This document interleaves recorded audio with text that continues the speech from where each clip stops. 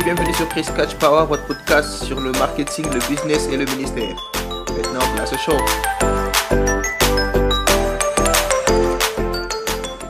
Salut tout le monde et bienvenue sur cet épisode. It's Monday Motivation. Alors, restez branchés.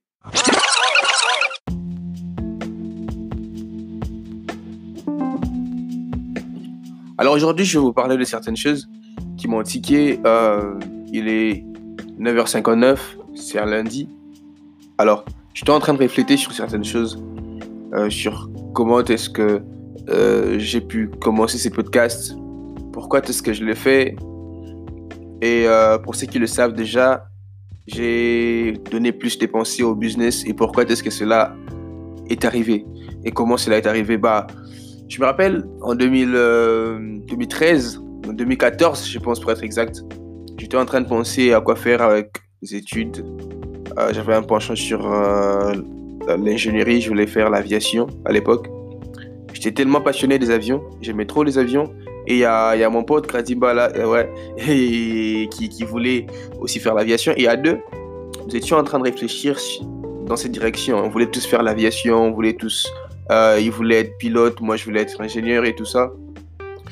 Après, j'ai consulté quelqu'un pour lui demander son avis. Enfin, c'était ma décision personnelle, mais quand même, je voulais entendre les autres, ce que les autres pensaient. Je voulais qu'ils puissent me décrire, en fait, par rapport à ce qu'ils voyaient de moi. Vous serez surpris combien est-ce que les gens ne vous connaissent pas lorsque vous leur posez certaines questions. La personne, je lui ai posé la question, elle me dira écoute, toi, je te vois pas dans le business, je te vois plus du côté mécanique. À l'époque, voilà, ça voulait rien signifier. Et voilà, malgré ça, j'ai quand même laissé tomber mon rêve de devenir ingénieur en aéronautique. Et je suis allé faire le Business Administration et Infotech. Alors, j'ai commencé Business Administration et Infotech et je savais rien du tout. Rien en accounting, rien en business modeling and business management, rien en IT, rien en programmation, rien du tout. Alors, rien de rien. Mais du coup, ce qui arrivait, c'est quoi?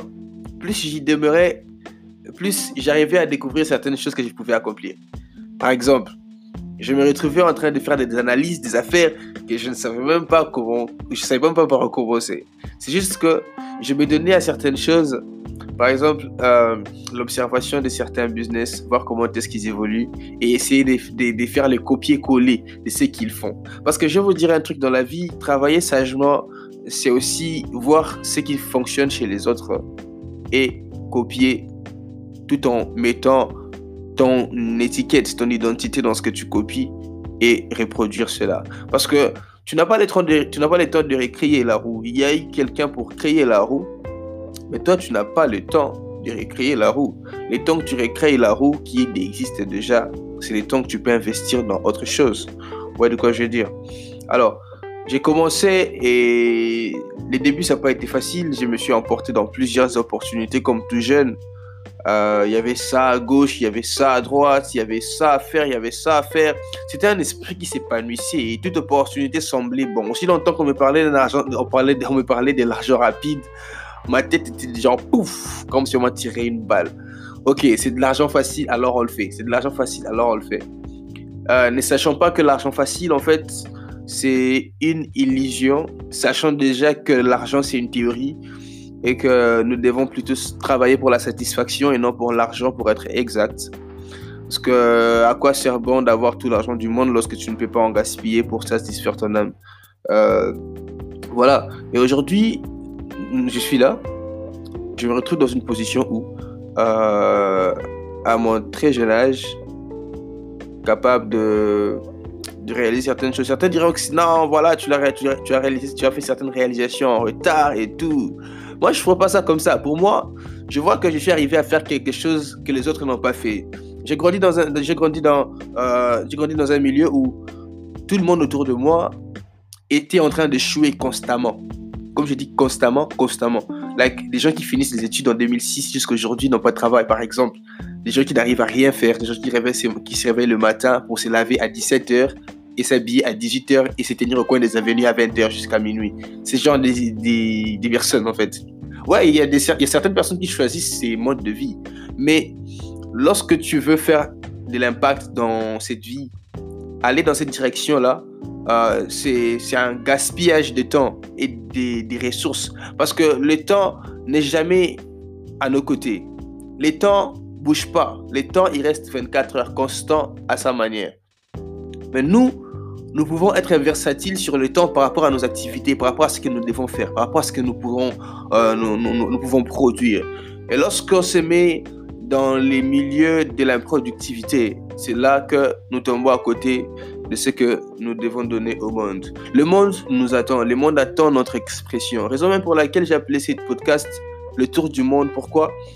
C'est métaphorique dans le sens où personne ne prend un avion pour aller quelque part, ni un bateau, ni un hélicoptère. Le tour du monde dont je suis en train de parler, je parle de l'imagination de l'homme. L'homme peut fermer ses yeux et s'imaginer dans n'importe quel pays du monde. Aussi longtemps que l'homme a déjà vu ces pays dans un documentaire, dans une photo, il peut déjà s'imaginer dans ces milieux-là. Alors le tour du monde dont je suis en train de faire allusion, c'est lorsque tu fermes tes yeux, tu te vois en train de faire quelque chose quelque part. Alors là, tu as déjà fait le tour du monde à ta manière. Il y a des gens qui n'ont jamais bougé de leur pays, mais qui ont quand même pu achever certaines choses incroyables. Et ce sont ces choses-là qui les ont fait visiter le monde. La Bible dit your gifts make room for you en anglais. Donc, c'est tes dons qui feront une place pour toi. Et lorsque nous continuons à nous exprimer dans ce monde, c'est là que nous allons trouver de la place. Il y a des commentaires que je reçois aujourd'hui qui m'éblouissent. Il y a des choses que les gens disent sur moi aujourd'hui qui m'étonnent. Et il y a aussi des choses que les gens disent sur moi qui m'encouragent. Pourquoi? Parce que j'ai adopté cette attitude de me glorifier dans les critiques et de m'humilier dans la gloire. C'est-à-dire, lorsque les gens ils viennent te dire, bah écoute, j'ai apprécié ce que tu fais, j'aime ce que tu fais, j'aime ce que tu es en train de faire, j'aime où tu vas, avec qui tu vas, j'aimerais faire ça, écoute, tu as fait ça pour moi, écoute ça. Ça doit en fait nous interpeller. Les gens qui s'enorgueillissent, ils sont juste amusants parce que ce genre de choses, les témoignages des autres sur toi, c'est un poids sur tes épaules. Lorsque tu t'enorgueillis, tu ne t'aides pas. Mais lorsque tu prends ces points-là comme des références pour renforcer encore le mur, pour devenir encore plus fort. Parce que lorsque les gens ils apprennent ce que tu fais, ils viendront pour en prendre aussi et ils s'attendront à en avoir plus parce que l'homme est un éternel satisfait. Dans le vrai sens du terme, à moins que tu te disciplines. Alors, les gens ils viendront vers toi pour avoir ce dont les autres étaient en train de parler. Et du coup, lorsque tu ne te mets pas à jour, lorsque tu ne t'affermis pas, tu ne soutiens pas tes mots, tu ne soutiens pas les témoignages qu'ils ont sur toi. Et du coup, les gens, ils vont chercher ailleurs. Donc, c'est un peu ça. Lorsque les gens, ils témoignent, lorsque les gens, ils donnent des avis positifs sur toi, c'est en fait pour toi... ok, il y a trop de toi. C'est en fait une opportunité pour réaliser ce qu'il faut faire. Ce qu'il faut faire, c'est te mettre à jour. Et quand il y a des critiques, quand il y a des gens qui parlent autour de toi, c'est là, en fait, que tu dois te dire, bah tiens, ces gens, ils parlent autour de moi, mais ça me change en rien. Ça me change en rien. Désolé pour ceux qui sont affectés par ce que les autres disent. Genre, écoute, je ne te vois pas dans le business. Écoute, ce que tu fais là, ça ne réussit pas. Tu laisses toujours tomber des affaires et tout. Écoutez, vous êtes permis de laisser tomber ce qui n'est pas convenable pour le temps dans lequel vous vivez. Par exemple, vous êtes dans un pays où la politique contrôle l'énergie. La politique contrôle toute forme de ressources. La politique contrôle l'Internet. Alors, vous voulez commencer un business qui a trait à ces choses. Et du coup, vous avez établi un plan d'affaires, vous avez pris des pas pour commencer, vous avez construit une équipe, vous avez rassemblé des fonds et consorts. Mais si vous n'arrivez pas à voir toujours que l'opportunité ne s'ouvre pas par rapport à votre activité, vous êtes pas obligé d'aller aveuglement comme ça, dans l'aveuglette et tout. Ce que vous devez faire, c'est quoi? Reculer un peu. Faites une pause, ok? Prenez le temps d'observer, d'étudier les milieux. Parce qu'à force d'aller, sans prendre le temps de freiner, vous risquerez de faire un accident brusque. Pourquoi je l'ai dit? Il y a des moments où, quand tout est clair, tout est bien, vous pouvez aller, vous pouvez foncer. Il y a des circonstances où tu fonces, ça réussit carrément. Mais il y a des moments où il faut apprendre à freiner. Tu freines tu observes ce qui se passe. Et dans l'entretemps, tu fais autre chose. Et quand le moment sera propice, tu reviens. Certains me diront, alors si le moment n'est pas toujours convenable, tiens, si le moment n'est pas déjà convenable, comment est-ce que tu penses opérer dans cette affaire? Tu risqueras de perdre ton argent et ton temps. Pourtant, le monde est rempli d'idées. Tu peux avoir une passion sur quelque chose, mais lorsque le temps ne permet pas, lorsque l'environnement ne permet pas, prends le temps de reculer pour réfléchir. Et quand tu réfléchiras, c'est là que tu pourras ressortir des solutions. Même si toi, tu n'arriveras pas à ressortir des solutions, il y aura toujours quelqu'un autour de toi qui pourra te pousser à réfléchir encore plus loin. C'est ce que nous ignorons parfois. Parfois, nous sommes genre, ouais, tu laisses tomber ça, tu laisses tomber ci. Il y a même des gens qui se disent, j'ai pas envie de laisser tomber ces projets maintenant. Non, ne laisse pas tomber les projets. Mets une pause au projet. Et dans l'entretemps, construis quelque chose d'autre. C'est comme mes frères et sœurs qui font la musique. Tu es musicien, tu écris la musique, tu composes la musique, tu chantes, tu interprètes la musique. Tu enregistres la musique. Mais dans l'entretemps, tu n'as pas d'argent pour soutenir tes propres besoins, ni pour payer un transport pour aller dans un concert. Moi, je te conseillerais de faire ceci. De trouver un travail à côté, un travail à temps partiel, ok? D'y aller et donner ton effort pour que tu puisses avoir assez de ressources pour soutenir ta musique. La musique, c'est ce que tu veux faire. Mais la musique est dans un corps. Tu comprends ce que je veux dire? Si le corps n'est pas bien soutenu, la musique ne pourra pas sortir. Quand la musique ne produit pas, cherche quelque chose à côté qui pourra produire. Quelque chose qui pourra produire afin que tu puisses soutenir la musique au plus tard. Mais parfois, les gens, ils commencent quelque chose à côté et du coup, ils ne veulent même plus arrêter parce que ça commence à bien payer. Ils pensent que la musique, c'était juste de l'argent. Je l'ai dit au départ, on travaille pour la satisfaction et non pour l'argent. Tu peux te réveiller un bon matin, tu as tout l'argent du monde. Mais si tu n'as jamais su te découvrir, tu n'as jamais su te développer, tu n'as jamais su exprimer les dons qui se trouvent en toi, tu ne sais même pas c'est quoi ton don en fait. Il y a des gens comme moi par exemple, étant enfant, je ne jouais pas au football. Jusqu'à ce jour, j'aime pas le football. Je ne regarde pas le football. Mes amis le savent.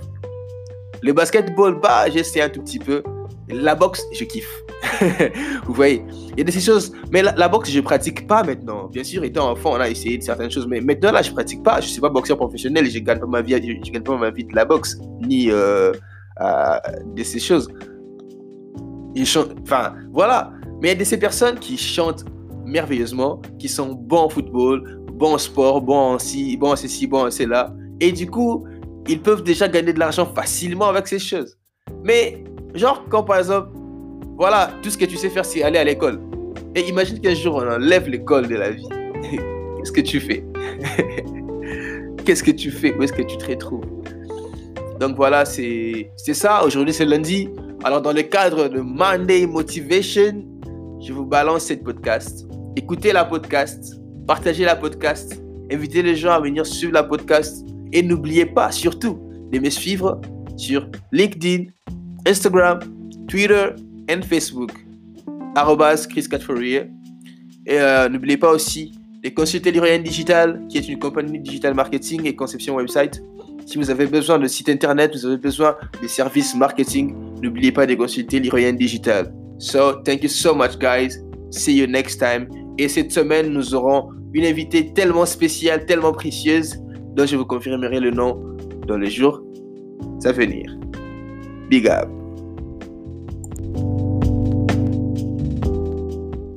Merci d'avoir suivi cet épisode. Partagez-le avec vos proches et je vous dis à très bientôt.